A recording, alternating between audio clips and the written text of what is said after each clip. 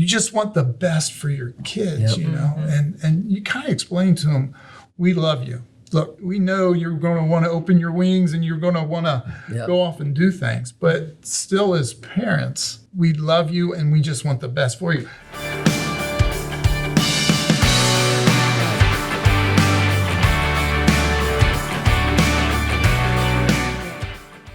Welcome to TYRO TV. I'm Tijerina. And I'm Cathy Tijerina. And today we are blessed and honored to have with us a special guest in the studio with us today.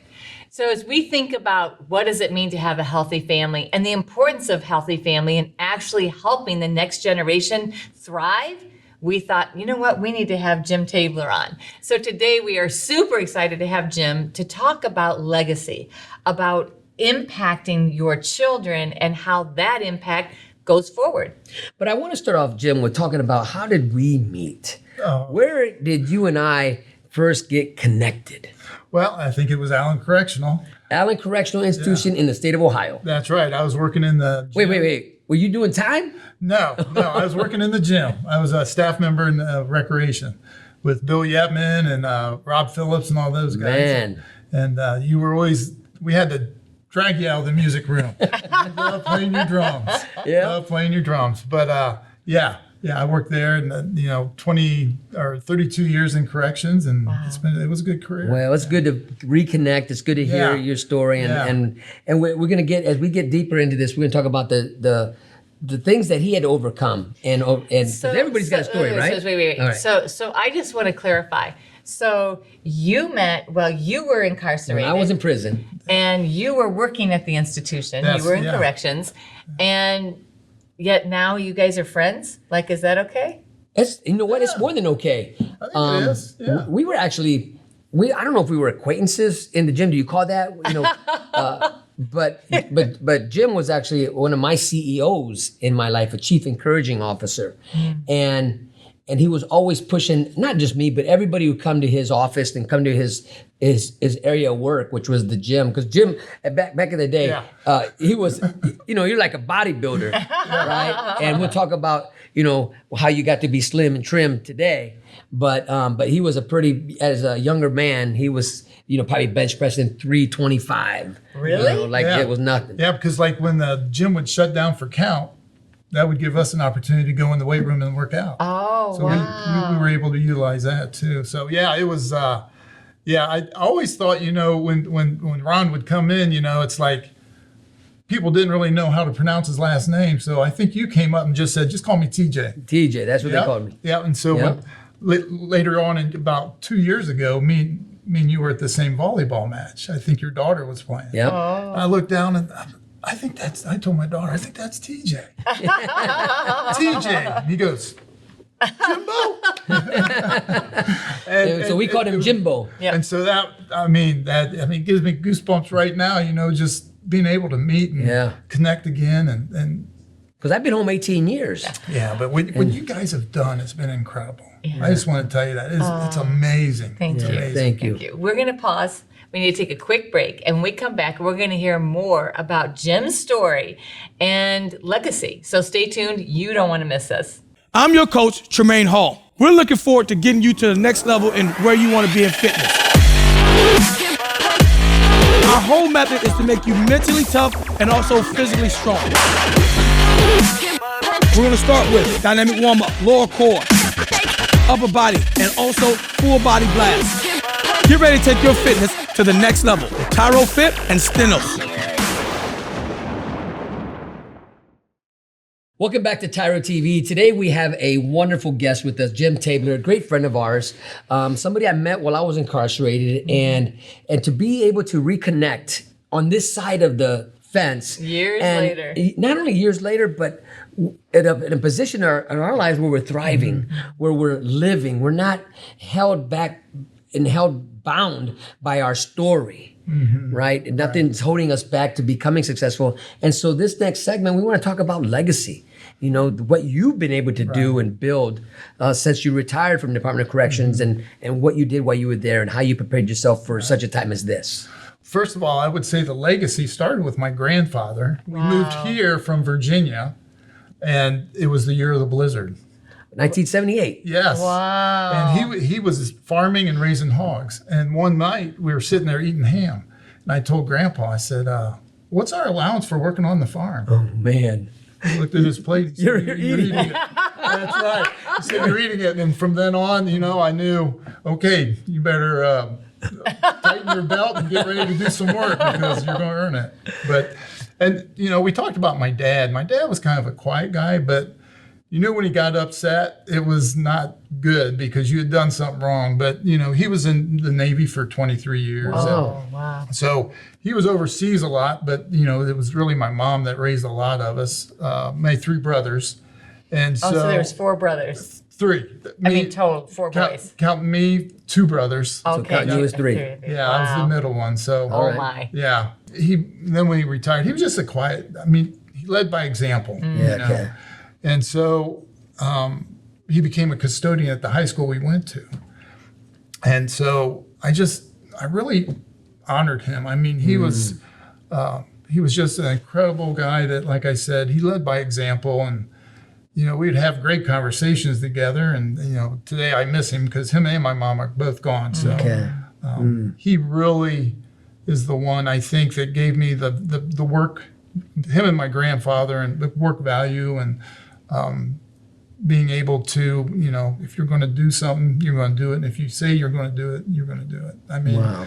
I just, and I really miss him because, a lot of times he could sit there and just talk when I needed to talk to somebody. But Yeah. one year some kids let some pigeons loose in the school. Oh, my. Oh, yeah. So we had to go up and help clean stuff up. And one year they emptied all the lockers out, threw everything in the middle of the hallway. So we went up and helped him do that. And it was just so honoring to be with him and help him do those kinds of things. Wow. He was my Pony League baseball coach. And I was kind of a quieter guy. Kind of like my dad, but my older brother, he's the rambunctious one. He's like you. Yeah, he's like you. Oh, yeah, he gets all wound up. Me, I'm kind of a quiet leader, but then when I got married, became Catholic. Like I said before, God had sent me an angel because my wife Amy is just incredible. And later on, we'll talk about how she was able to react and help me with the journey that I'm on now. But I was blessed. I was blessed to have her and help me raise, 4 beautiful children that we have now. But my faith, I think, has been a real rock in my journey. But Amy she's incredible, man. I just love her so much. That's awesome. And so, I'm Wonderful, wonderful. So I love hearing about that. Your faith was what kept you rooted and grounded through the experience we're going to talk about later, what you're going through now. But I love what you said about you were a quiet leader. So the example your dad left for you is how to be an effective, quiet leader. Right. So a story I got when I was in corrections, I was a CO working in SEG, which is, the prison inside the prison. Yeah. And so this one inmate, all night long, he kept on saying he was going to do this to my wife, do this to my kids. Wow. Rape them, cut their heads off. Wow. I'm like, he did it all night long, and I never reacted. Well, I ended up getting a new job back in rec, and he walked through the doors. And he said, you know what? That night, what made me so mad was you didn't come up. I was trying to get you to come up. Wow. And so he said, I have so much respect for you, and I apologize for everything I said. Wow. So, those kinds of things, I think, come from my dad. Being able to That restraint. Yes, and God. Yeah. Really, Wow. But yeah. All right. That's awesome. So we have to take a short break, but when we get back, we're going to continue the conversation with Jim and hear more about legacy and the impact of father in his life, how he was able to transfer that into his children's lives. Stay tuned. We'll be right back. Finding your purpose should not be rocket science. Why is it in life when we get excited about something, when something comes our way and we know that this is our purpose, we know this is the reason why we were put here on earth, we allow life and the circumstances thereof to snatch our joy, to steal our dreams, Why is it that we allow those things to just suffocate our growth? Because we make it so complicated.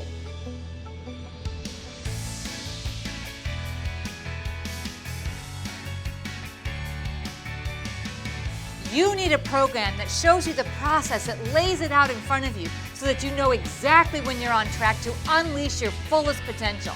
Because the word is, if you're faithful in the little things, you will be faithful in the big things. In this program, we're going to teach you the process to actually reach your dreams. Some of you don't even know what your dreams are, so we're going to help you unlock that and unleash that. And then we're going to give you the process to step through all of the challenges, overcome every single obstacle in order to reach and achieve those dreams. Part of the process of you becoming a new person for you is understanding what it means to be a TYRO, right? You're going to start reciting a pledge that is going to become your new mantra for your life, called the TYRO Pledge. And I promise you, this would change the way you think about you. We're going to teach you the difference between a value statement and an observation. We're going to give you the formula on how to be successful in investing your time and energy. We're going to walk you through the process of developing a mission statement. This is not going to be easy. This is not a cakewalk. But if you're ready to live up to your greatest potential, to take on every challenge that's in front of you and conquer them, then you're ready to be a TYRO. You must know you are not on this path alone. As you go through this course, you're going to be going through this course with people all across the world. There are TYROs worldwide that are waiting to welcome you into this community to become a person worth following and join the network that is transforming their lives and their communities.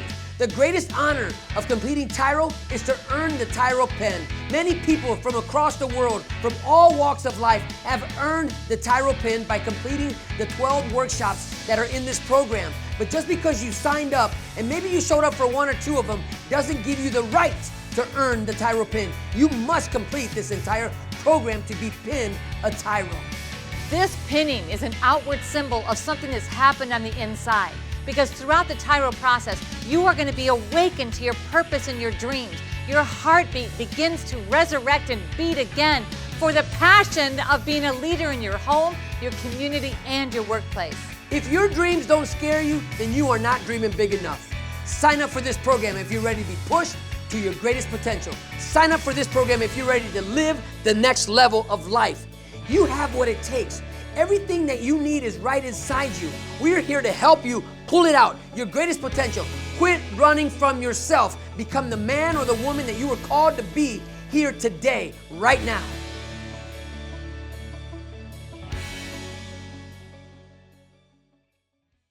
Welcome back to TYRO TV. We are blessed beyond belief to have Jim Tabor here to come and share his story and journey with us on what it takes to be a man of honor, a man of good character, and why it's important to build a legacy. So now we want to talk about the why. You know, why is it important to leave something behind, to really build something that somebody else can walk into? So as we ended the last segment, you shared the story about the restraint in your faith and really helping you to not react when somebody was just attacking you verbally, and then what that produced later. So, let's hear more about, why is it important to lead well as a dad, and talk a little bit about your role as a dad and how that affected your kids. So there's been like several situations with my kids, just I'm sure with your kids. Oh, yeah. And so, you really call on your faith when you get ready to have that conversation with them. I think that, just focusing on God, and they know that my faith is big. And so, I can think of, so many things that went through the kids when they were in high school, little situations. We'd tell them, look, if you're at a party and there's alcohol there, just make an excuse. Use us as an excuse that, hey, my mom and dad want me to come home. So stuff like that, I think, was huge. I can remember during COVID, my son got in a little trouble with the law, but it's like I was sitting there talking to him, and I'm like, I've worked in prison for 32 years. I do not want you. And it wasn't that serious, but yet I didn't want it to go there. That's right. Right. Yeah. So yeah. Redirect.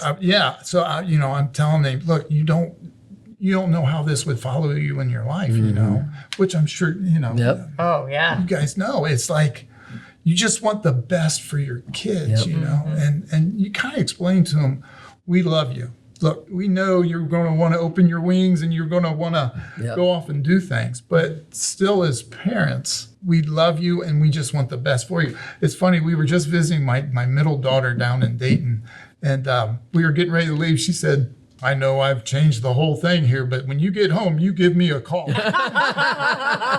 And so, you know, because we always tell the kids, when you get wherever you're going, give us a call. That's right. And so, we gave her a call. It was That's like awesome. midnight, but she's like, I know, I'm a mom now, so Now I get it. I can do that. So you have grandchildren? We do. We have three wonderful. boys. Oh, congratulations. Our Man, oldest Grandpa. has 2 and our middle has 1. Well, that's wonderful. Yeah. Wonderful. Man. Yeah, so hopefully it'll continue, you know. And they have, you know, my son-in-laws are great, you know.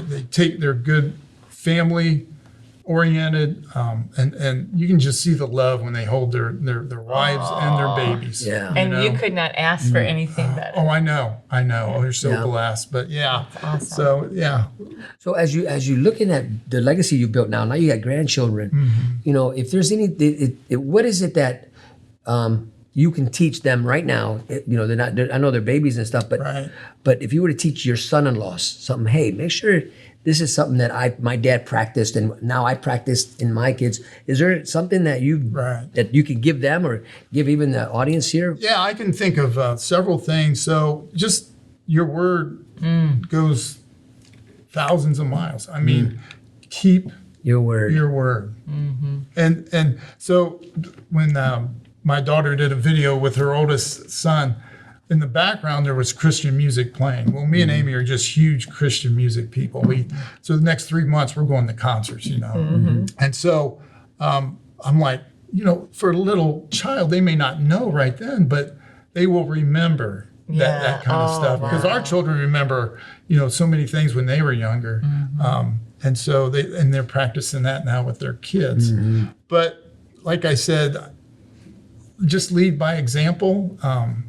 I hope we instilled, you know, the values and the faith in them that and they are. They're leading their lives as we kind of raised them up. That's awesome. Something that you said that really resonated with me, because there's something as we go in and we talk to incarcerated mothers and fathers, and we ask them, what do you want for your kids? You know, and something that Ron and I challenges them on is, hey guys, hey dads, you know, your daughter is going to marry a man like you.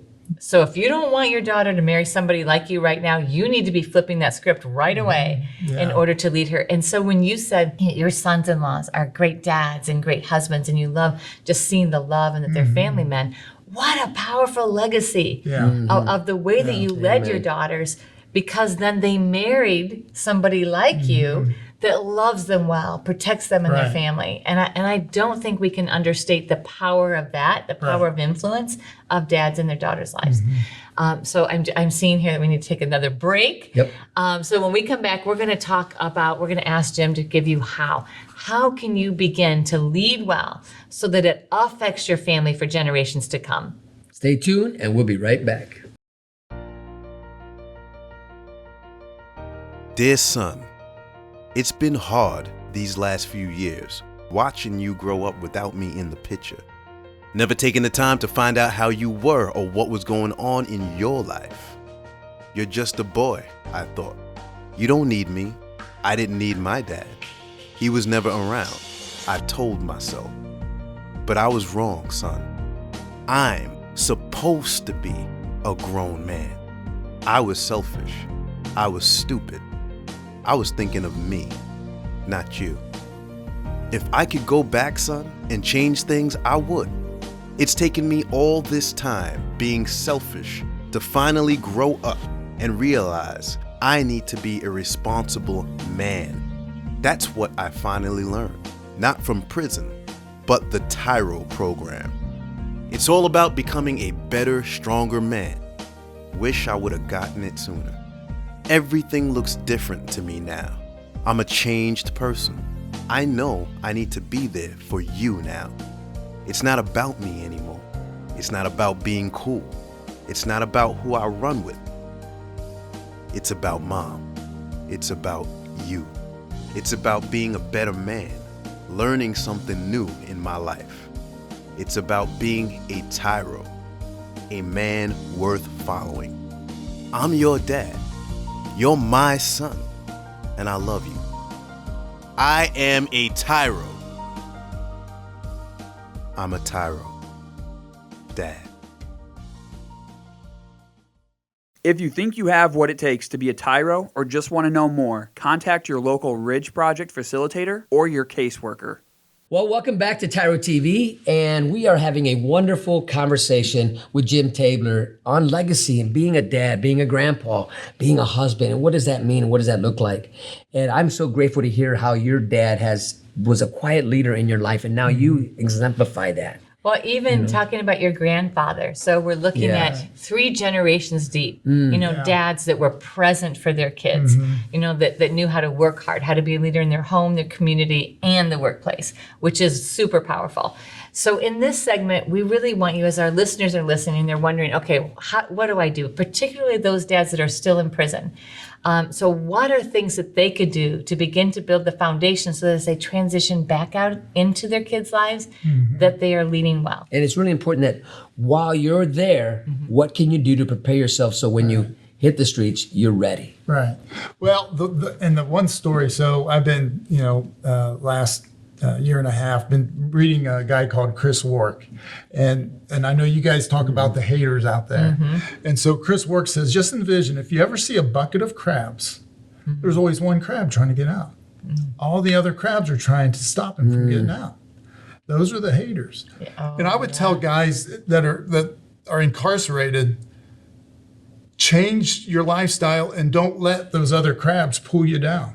Yeah. Because that's probably why you're there now. You may have followed the group. Instead of trying to get out of the bucket, you just sat in the bucket. But I would, in your faith, I remember when I was younger, I thought, well, I'll get a wife, I'll go to a bar, and, no way, bud. You know what? He said, Jim, God said, I don't think you're doing it right. Here, let me drop Amy right here. You need help. Don't pick up your wife at the bar. That's right. And so, if you are married and have children, that's the focus, man. That is the focus of your life. Start caring for them and your kids. And I'm telling you, your life is going to be so fruitful. It really is. I can't even imagine now not being with Amy. I mean, I love hanging out with her. Yeah. I mean, some days I wish we didn't even have to work. Let's just go hang out, Yeah. But every minute we get, we're hanging out with each other and seeing our kids too. And so, I would say first, just pick up the Bible and read it. I mean, it is a great story. The story of our world, it is. It's an incredible story. Just pick it up and start reading it. You don't even have to start at the beginning. A lot of people say start with the Gospels. And so, and also find the positive people that are willing to be a rock for you. People can tell who's going to support you and who's not. Who's going to be the haters. I would say, start there. Even if the priest in the institution or a pastor, or even when you get out, seek them out. They're going to help you. They really are. Because you need that if you're going to get rid of your old life, you need that help, that assistance. They're going to give you the value and the respect that you should have for your family. Yeah, we say there's no such thing as a one-man show. That's right. Yeah. So Yeah. we all can't do it by ourselves. That's right. I mean, and God didn't intend that. So when you had to practice, now you had to put all this stuff, we could talk it, but now you had to apply it. Right. So in your journey, there was something you had to overcome. Right. And you're still in the process of Stay it. focused. And to stay focused and believe, right? Yeah. And so, about a year and a half ago, I found out I had colon cancer. And I'm telling you, it rocked my world. But, going back to, next segment, I'll say Chris Wark a lot, but it's a little tap on the shoulder saying, you're not living the life God wants you to live. Not saying God gave me cancer, but Right. It was a wake-up call. it was a He wake-up used it. call. It was a wake-up call. Yeah. Absolutely. So, But that's a great way to. Oh, yeah. To think about, we're all tested. And so our tests all come in different ways because we live in a world full of disease, sickness, strife, chaos, relational challenges, you name it. And each of us have to come to a place where we have built the foundation strong enough that we can face everything and recover and lead well by example. Because if, Jim, as we look at your life and we look at grandfather, father, you, and now your children, right, all investing in their family and understanding the value of family, they're going to face challenges. Right. But the deposits of generations of quiet leadership, of saying, I shall not be moved. I will face it and I will figure out how to get beyond it. And even in this case, I think drawing closer Yeah. to where your source of power comes from. Yeah. And I'm so blessed, and this is amazing just to hear your voice and hear your testimony. When we come back, we're going to wrap this up. And here's some final key summary points from Jim. So stay tuned. We'll be right back. TYRO Dads will help you to see who you really are on the inside by coming to terms with your past, present, and future. You'll begin to move forward by using your time on the inside to transform yourself. We know you're not the only one serving time. Your family is too. Overcoming the issues that existed prior to and during incarceration are often more than what many families can survive. TYRO Dads has a unique method of reaching and healing families based on Ron and Cathy Tijerina's own personal experiences. TYRO Dads works exclusively with incarcerated fathers who have minor children. The program lasts for 10 weeks and focuses on intensive character development. You'll be taught to take responsibility for your actions, to own it. You'll be prepared to overcome the obstacles of incarceration and transition back into your home and community, both successfully and permanently. Upon successful completion of this program, you will earn the title of TYRO, which means a warrior, someone learning something new. You will be one of the honored, a man worth following. If you think you have what it takes to be a TYRO, or you want to know more, contact your local project facilitator or your institution staff. Well, welcome back. We have been enjoying this time with Jim Tabler, hearing his journey, and really, as Cathy said, the 3 generations, grandfather, father, and him, and now with his sons, and now 3 grandchildren, 3 grandsons. And so if there's something that you want to just say to really leave an impact for the audience. Like if you could summarize everything that you think about the power of legacy, of family, of being a leader, what would it be? It would be that your word. I truly believe that if you give people your word and you're trustworthy, and you're honest about everything, that people will at least appreciate that or follow it. And so I think that if you could, like I said, be truthful and honest throughout your career, which I always try to be in my career, be truthful and honest. Even if, dealing with, incarcerated individuals that may be upset or something, it's like, well, just kind of give them the facts. It's like, well, you did this, this is what's going to happen. I mean, if you're truthful to them, then they know what may be the impact of what they did. But you're being truthful to them. You're not going to coat it or sugarcoat it or just to make things feel good and all. Life's not always about feeling good.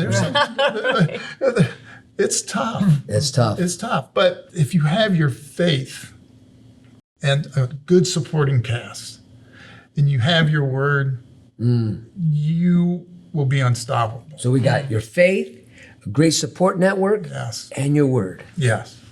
I like that. You'll be unstoppable. You'll be unstoppable. Unstoppable. Yeah. Yeah. That's a great word. That is a great word. All right. As we listen to you, Jim, and as we've talked off camera about your journey, I really think that we need to hear more, and our listeners need to hear more about the challenges that you faced, because we all face something that stops us in our tracks and makes us reevaluate our life and realign our lives. And you have such a powerful story about your journey with cancer and through cancer that I really would like you to stay Absolutely. And we'll film the next episode with part 2 of Jim Tabler's life, really talking about facing the biggest challenge of your life. So when we come back, we're going to continue with part 2 with Jim Tabler.